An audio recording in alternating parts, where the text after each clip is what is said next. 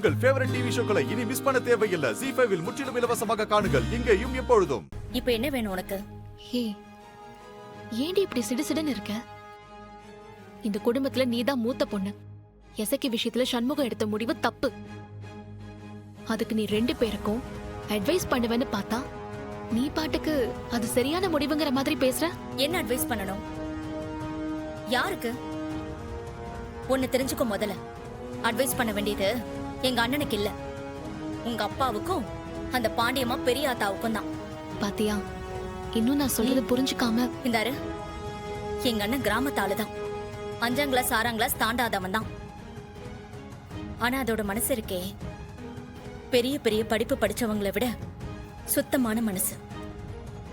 கூட பிறந்தவங்களுக்கு ஒண்ணுனா துடிச்சு போயிடும். இந்த பாசம் எல்லாம் ஒரு வயசு வரைக்கும் தாண்டி.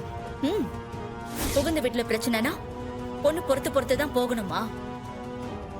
எங்க அண்ணனை பார்த்தல்ல, ஒரு தங்கச்சிக்கு பிரச்சனைன்னதும் எப்படி அழைச்சிட்டு வந்தாருன்னு பார்த்தல்ல.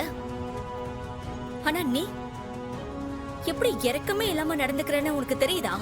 நானா இறக்கம் இல்லாமையா? பின்ன எங்க அண்ணனை விட நீ படிச்சவ, அதுவும் பட்டணத்துக்கு போய் டாக்டருக்கு படிச்சவ. ஆனா உனக்கு நாங்க இந்த வீட்டுக்கு வந்தா மட்டும் பொறுக்கவே மாட்டேங்குது. எங்களுக்கு ஆதரவா உன்னால் நினைச்சு கூட பார்க்க முடியல. ஏ ரத்னா, நான் உங்களுக்கு ஆதரவா தாண்டி. எங்க எங்க அண்ணன் எங்களுக்காக முடிவெடுத்திருக்காரு. ஆனா நீ எங்களை அடங்கி போக சொல்லுத. எங்களை அடிமை மாதிரி புகுந்து வீட்டுக்கு போக சொல்றதுலயே குறியா இருக்க. ஏ ரத்னா, அடிமையா இருந்த நான் சொன்னேன்? உன் மேல எதை திணிச்சாலும் அதை எதிர்த்து கேள்வி கேளு, உன்னோட உரிமைக்காக போராடுன்னு தான் நான் சொல்றேன். ஆனா அந்த போராட்டத்தை புகுந்த வீட்டுல வச்சு பண்ணுன்னு தானே நான் சொல்றேன். அது உனக்கு புரியலையா? ஏன் புரியல? ரொம்ப நல்லாவே புரியுது. நீ என்ன தப்பா புரிஞ்சு வச்சிட்டு இருக்க. நான் என்ன உங்க அண்ணனை லவ் பண்ணிய கல்யாணம் பண்ணிக்கிட்டேன்? வலுக்கட்டாயமா தானே அவன் என் கழுத்துல தாலி கட்டினா. ஆனாலும் நாங்க இப்ப வாழல. எவ்வளவோ பிரச்சனை வந்தப்பவும் இந்த வீட்டை விட்டு நான் போகல. இன்னைக்கு நானும் உங்க அண்ணனும் நல்லா இல்லையா? உன்ன மாதிரியே நினைச்சிருந்தா நான் இந்த வீட்டுல இன்னைக்கு இருந்திருப்பேனா? பரணி, சுத்தி வலிச்சு நீ பேசினாலும் சொல்ல வர்றது ஒண்ணு தானே. நான் இந்த வீட்டை இருக்க கூடாது. அடிப்பட்டாலும் மிடிப்பட்டாலும் ஏன் செத்தாலும் கூட அந்த வீட்டுல தான் நான் சாகணும், அப்படித்தானே? இல்லடி, நான் சொல்ல வந்தது என்னன்னா. போதும், எனக்கு எல்லாம் புரியுது. நான் ஒன்னும் சின்ன புள்ள இல்ல.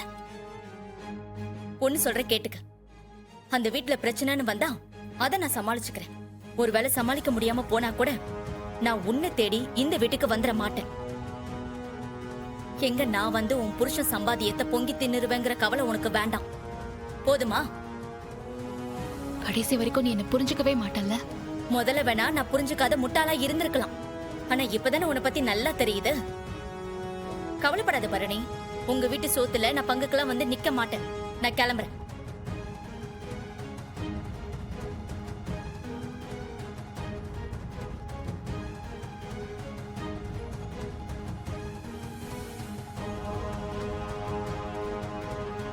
ZEE5 ஆப்பை டவுன்லோட் செய்து அனைத்து எபிசோடுகளையும் இலவசமாக பாருங்க.